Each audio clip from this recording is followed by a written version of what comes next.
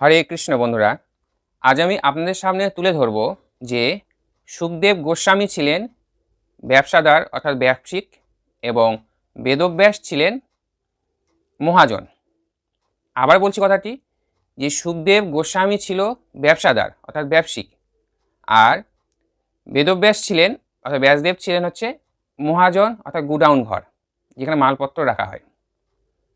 প্রমাণ সহকারে আপনাদের সামনে তুলে ধরব। তো ধৈর্য সহকারে ভিডিওটি আপনারা দেখবেন, দেখে আপনাদের মতবাদ কমেন্ট করে অবশ্যই জানাবেন।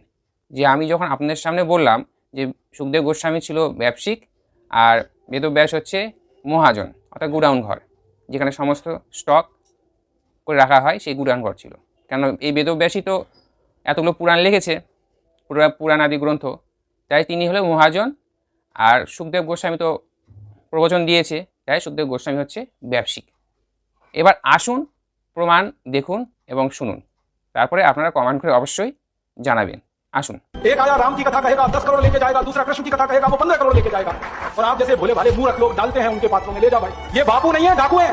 मैं आपको बहुत गंभीर बात कह रहा हूं कि ये सारे हमारे देश में जो पाखंडी लोग हैं ना, राम और कृष्ण की कथा कहने वाले, ये सरकारों के साथ मिले हुए हैं, क्योंकि सरकारों ने इनको एक कान में मंत्र फूंका है, तुम लोगों का ध्यान इस तरफ भटकाते रहो ताकि कोई महंगाई के खिलाफ न लड़े, गरीबी के खिलाफ न लड़े, बेरोजगारी के खिलाफ न लड़े, अत्याचार के खिलाफ न लड़े। वो डूबा रहे राधे राधे राधे राधे राम राम राम राम बस इसी में। और समझाते रहो तुम क्या लाए थे, तुम क्या ले जाओगे, क्यों व्यर्थ चिंता करते हो, जो हो रहा है अच्छा हो रहा है, आगे होगा और भी अच्छा होगा।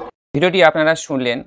কেন আমি বললাম কথাটি যে সুখদেব গোস্বামী ব্যবসায়িক এবং বেদব্যাস হচ্ছে মহাজন, এই কারণে কথাটি বলেছি যে আপনারা শাস্ত্র গ্রন্থের মধ্যে বা বেদব্যাসের লেখা কোনো গ্রন্থের মধ্যে আপনারা দেখাতে পারবেন যে সুখদেব গোস্বামী যেখানে প্রবচন দিয়েছে, সেই প্রবচনের বা ভগবানের হচ্ছে কথা অমৃত পান করিয়েছে তৎকালীন সময়ে সাধু গুরু মহাত্মাদের সঙ্গে, সেখানে কোথাও দেখাতে পারবেন যে সুখদেব গোস্বামী কোথাও অর্থের বিনিময়ে সেগুলো হরিনাম কথা বা ভগবানের কথা তাদের কর্ণে শ্রবণ করিয়েছে বা তিনি পাঠ করিয়েছেন, এমন কোনো শাস্ত্রগ্রন্থের মধ্যে আপনি দেখাতে পারেন?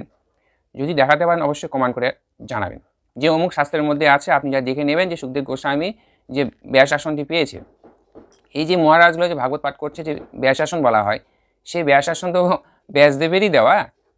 তাহলে ব্যাসদেব যখন দিয়েছে তো অর্থের বিনিময়ে দিয়েছিল যে তোমরা ব্যাস আসন ব্যবহার করো আর অর্থের বিনিময়ে তোমরা ভগবানের লীলা কথা প্রচার করো। এখনও কথা কোনো শাস্ত্র গ্রন্থে বিধানে যদি দেওয়া থাকে, কৃপা করে আপনারা কমেন্ট করে জানাবেন।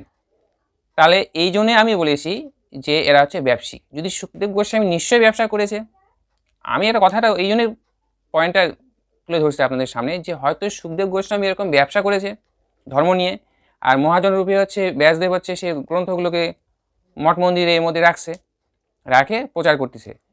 এরকম ব্যবসাদারকে আপনারা কি বলবেন যে এরা হচ্ছে নিঃস্বার্থভাবে ধর্ম কাজে লিপ্ত হয়েছে?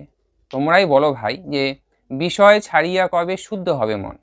তাহলে সুখদেব গোস্বামী নিশ্চয়ই বিষয় ছেড়ে ভাগবত প্রবচন দিয়েছিল, ভাগবত কথা অমৃত পান করিয়েছিল পরীক্ষিত রাজাকে, বিষয় পরিত্যাগ করে।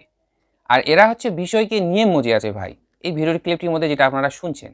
তাহলে যারা বিষয়কে নিয়ে মজে আছে, বিষয় ছাড়া তারা কিছু বোঝে না, যেখানেই ভগবানের প্রবচন দিক যাই করুক তারা অর্থের বিনিময়ে তাকে বিক্রি করে দেয়, তাহলে এখানে ধর্ম কোথায় ভাই? মূলত ধর্ম কোথায়? ধর্ম মানে হচ্ছে ধারণ করা। এরা অর্থকে ধারণ করে আছে, ধর্মকে নয়। এরা অর্থের বিনিময়ে যত্রতত্র যাচ্ছে। এই যে প্রবচনটি আপনারা শুনলেন, এত অর্থ নিয়ে তারা হচ্ছে প্রবচন দিচ্ছে। সুখদেব গোস্বামী এখনও কর্ম কথা কোথাও উল্লেখ করা নাই এবং ব্যাসদেবও কোথাও লেখেনি পুরাণ আদিতে। তো এবার আপনি বলবেন যে এরা কি আদৌ বৈষ্ণব না ব্যবসাদার না প্রভু না কি এরা? এই জন্যই কথাটা বলছি যে আপনারা সকলে ধর্মগ্রন্থ পড়বেন, পড়ার অবশ্যই প্রয়োজন। আর এনারা বলবে প্রবচন দিবে যে বিষয় ছাড়িয়া কবে শুদ্ধ হবে মন, মানে আপনারা অর্থ তত্ত্ব ছাড়ো, সব মঠ মন্দিরে দান করো, কেননা বিষয় থাকলে কখনোই তোমরা হচ্ছে সেই পরমাত্মা প্রভুকে পাবেন না। তো এরা তো সে বিষয় নেয় না, প্রভুর সেবার জন্য আপনাদের কাছে অর্থ নেয়, তাই এরা হচ্ছে বিষয় না। আর আমরা হচ্ছে অর্থ উপার্জন করি, তাই আমরা হয়ে গেছি বিষয়। ব্যাপারটা হচ্ছে এরকম না? তো যাই হোক, ভিডিওটি কেমন লাগলো অবশ্যই আপনারা কমেন্ট করে জানাবেন।